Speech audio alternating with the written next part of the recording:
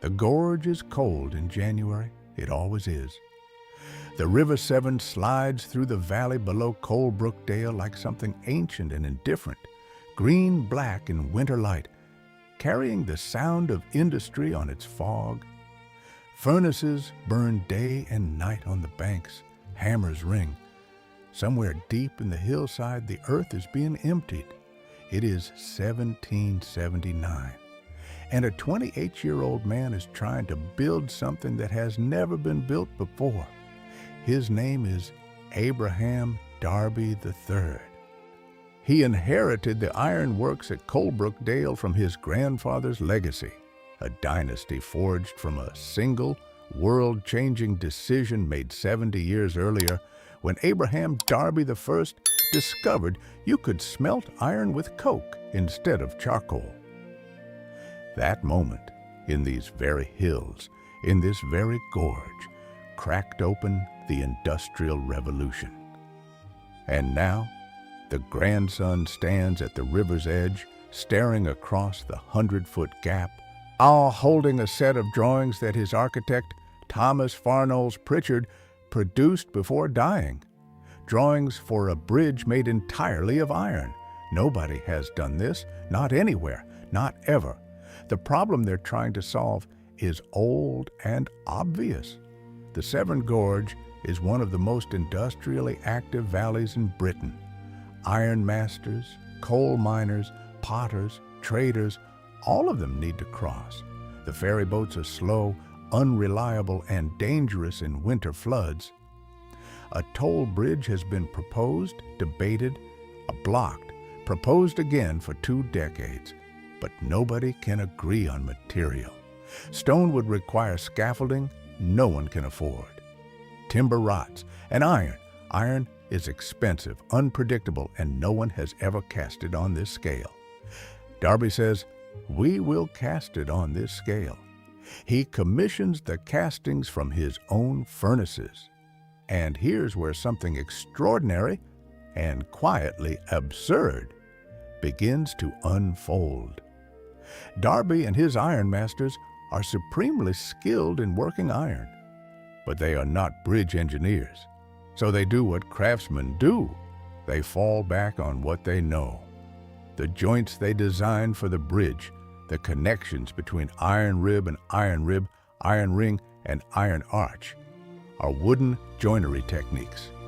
Mortise and tenon, dovetail joints, blind wedge connections. These are the joints of a furniture maker, a shipwright, a carpenter. They are completely unnecessary for cast iron, which can be bolted, pinned, or cast directly into interlocking forms far simpler and stronger.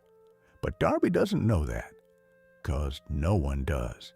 No one has ever built an iron bridge before, so they use what they know. And in doing so, they build a structure of staggering redundancy. Some historians estimate the iron bridge uses 3 to 4 times more material than the structure actually requires. 300% over-engineered by one calculation, every joint reinforced beyond necessity.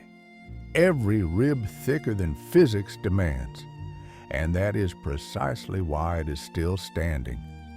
The assembly begins in the summer of 1779. Darby shuts down river navigation for several weeks, a decision that costs him goodwill and money he doesn't have, because the project is already running over budget. The original cost estimate was £3,200. By completion, Darby will have spent over £6,000, nearly double. He partially funds this from his own savings. He will spend the rest of his short life in debt because of this bridge. He is 28 years old and pouring his fortune into a hole in the ground. The 5 great semicircular ribs of the main span are raised in sections. Each rib consists of 2 halves, cast separately at Coalbrookdale and transported down to the gorge. The castings weigh hundreds of tons in total. 378.5 tons of iron in the final structure. Workers use block and tackle, timber cranes, the muscle of dozens of men working in shifts. The ribs are raised without the use of traditional scaffolding in the river itself, which floods unpredictably and would destroy conventional falsework. Instead, the ironmasters devise a system using temporary timber frames on the banks, swinging sections of iron into position across the void. Nothing like this has been attempted. There is no manual. There is no expert. There is only Abraham Darby, standing at the edge of the gorge and watching men hang cast iron across open air. It opens, officially, publicly, on the 1st of January, 1781. A toll bridge. Pedestrians pay half a penny. Horses cost more. A carriage with 4 wheels costs 1 shilling. The ironmasters of Coalbrookdale, the Darby family, the inhabitants of Madeley and Broseley on either bank, they walk out onto the deck and look down through the iron latticework at the river 40 feet below. And the bridge does not move. It does not creak in the way wood creaks. It rings faintly when struck, a sound unlike anything a bridge has made before, metallic, industrial, like a bell from the future. Word spreads with astonishing speed. Artists come.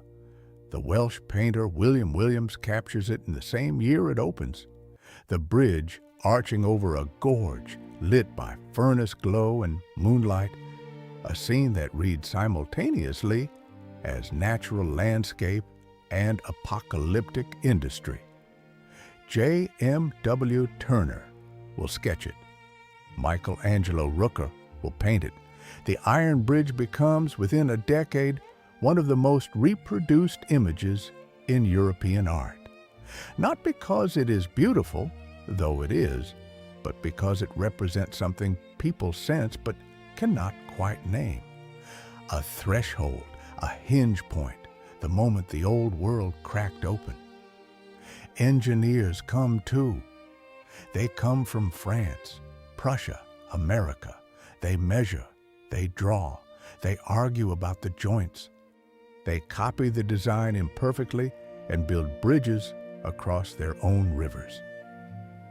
The Iron Bridge at Coalbrookdale becomes the architectural proof of concept for an entire century of industrial infrastructure. Every railway viaduct, every iron pier, every cast iron column holding up Victorian train stations, all of them trace their lineage back to this gorge, this river, this man who was 28 years old and didn't know what he was doing. The bridge survives everything. It survives the landslips that begin almost immediately on the Coalbrookdale bank. The gorge's geology is unstable, old mine workings under the hillside causing the ground to slowly shift. By the early 19th century, the abutments are moving, and there are visible cracks in some sections of ironwork. Engineers intervene.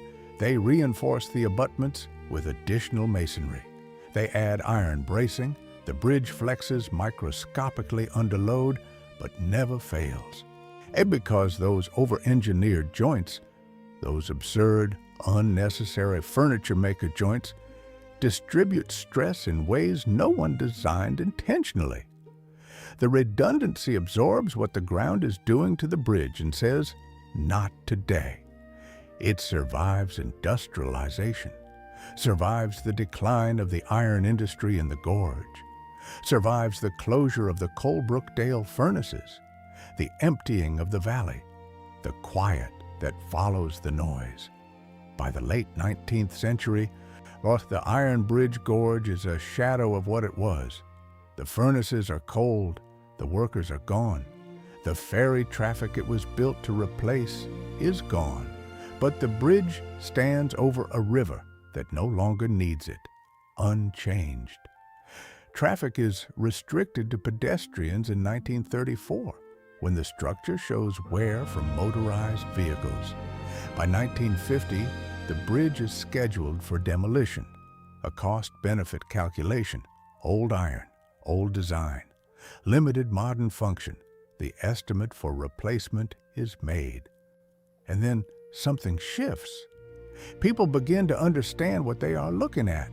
Not just an old bridge, the origin point, the structure from which an entire industrial world descended. In 1967, the Ironbridge is listed as a Grade 1 protected structure. In 1986, the entire Ironbridge Gorge is designated a UNESCO World Heritage Site, one of the first industrial sites in the world to receive that status. The bridge is no longer obsolete. It is irreplaceable. Today, Abraham Darby's bridge spans the same river, the same 100 feet, the same 40-foot clearance above the same green-black water. The cast iron ribs, raised in 1779, still carry the sky. The joints, the absurd, over-engineered furniture maker joints, still grip. Every year, conservation engineers inspect the structure millimeter by millimeter. They find micro cracks in the non-structural sections. They treat them, they stabilize the abutments. They maintain what Darby built with the same obsessive care Darby's men used when they first assembled it in the summer of 1779, swinging iron across the void without a manual, without a precedent, without certainty. Abraham Darby III died in 1789. He was 39 years old. He died with debts from the bridge still unpaid, in a house smaller than his grandfather's, in the valley where his family had transformed the world. He did not live to see the bridge become famous. He did not live to see artists travel from across Europe to paint it, or engineers come to measure and copy it. He did not live to see it survive into a century he could not have imagined. He built something that worked, something that lasted, something that by any rational calculation of material science and structural redundancy should last another 200 years at minimum. He didn't know what he was doing. That was his genius.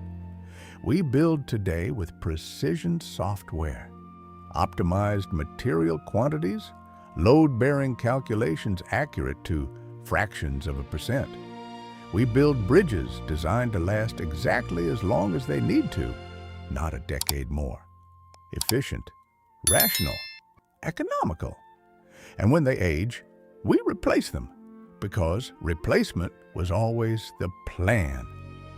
Abraham Darby built a bridge the way a man builds something when he doesn't know how fragile the world is, as if it were supposed to last forever, as if the river below were going to be there forever, and the gorge and the cold January sky, as if the people who came after him deserved to walk on iron he raised with his own hands.